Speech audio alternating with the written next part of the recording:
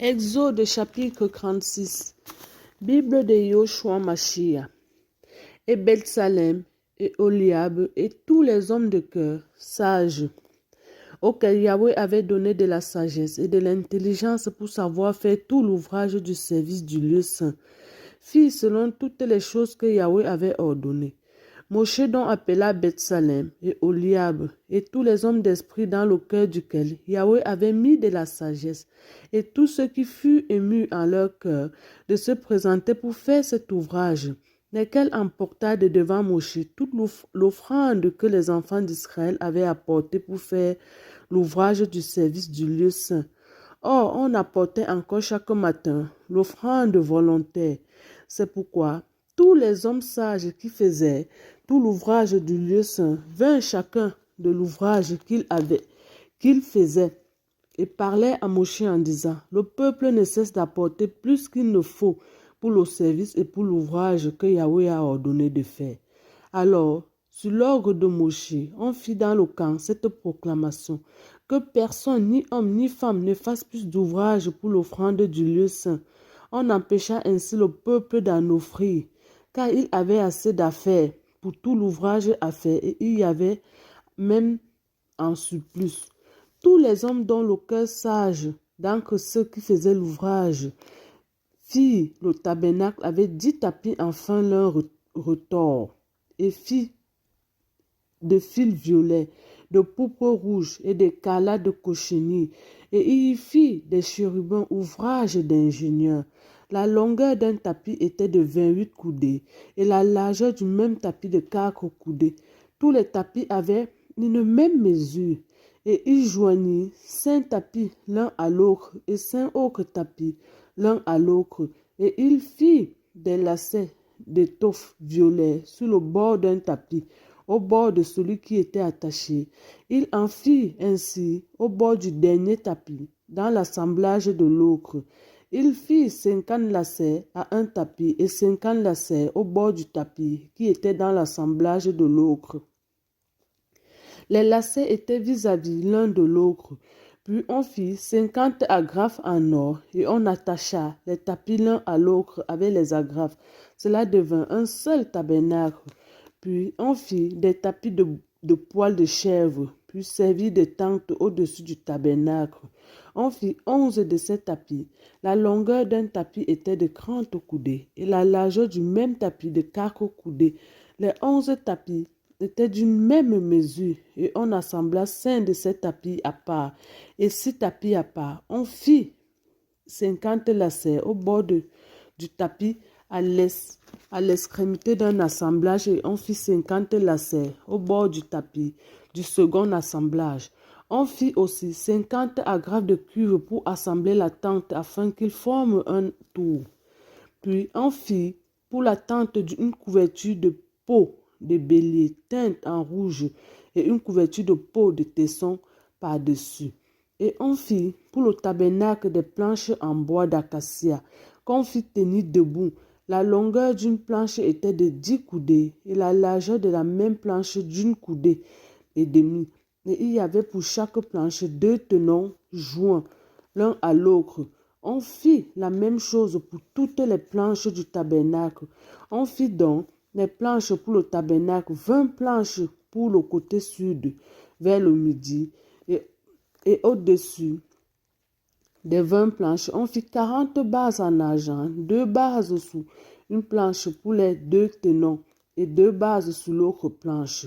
Pour ces 2 tenons, on fit aussi 2 planches pour l'autre côté du tabernacle du nord, du côté nord, et leurs 4 bases en argent, 2 bases sous une planche et 2 bases sous l'autre planche. Et pour le fond du tabernacle vers l'occident, on fit 6 planches. On fit 2 planches pour les angles du tabernacle aux 2 côtés du fond.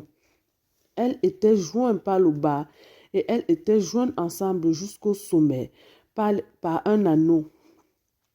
On fit la même chose aux 2 planches qui étaient aux 2 angles.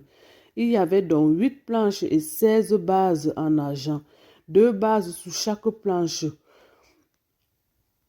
Puis on fit 5 barres en bois d'acacia pour les planches et l'un des côtés du tabernacle, et 5 barres pour les planches de l'autre côté du tabernacle, et les 5 barres pour les planches du tabernacle, pour le fond, vers le côté de l'Occident.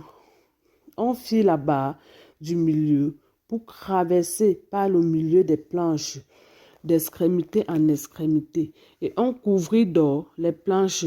On leur fit un anneau d'or pour y faire passer les barres, et on en couvrit d'or les barres. On fit aussi le voile en étoffe violet, en pourpre rouge, en écalat de cochenille, et enfin l'un retors. On y fit des chérubins, ouvrage d'ingénieur, et on lui fit 4 colonnes en bois d'acacia, qu'on couvrit d'or, ayant leurs crochets d'or. On fondit pour elles 4 bases d'argent.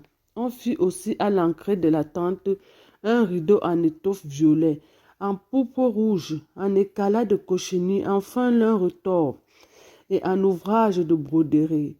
Et ces 5 colonnes avaient leurs crochets. On couvrit d'or leurs chapiteaux et leurs filets, mais leurs 5 bases étaient en cuivre. Je t'adore, Yeshua, Yeshua, je t'adore,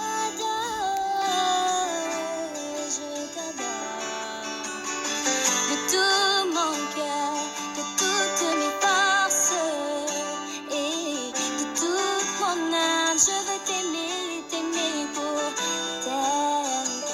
Quelle est ma vie sans toi, Seigneur? Aucun sens, oh, telle une vapeur. Tu es ma raison de vivre.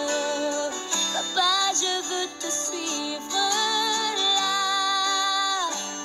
où tu es, Père, ce que je veux être là où tu es, ce que je veux être. Yeshua, Yeshua,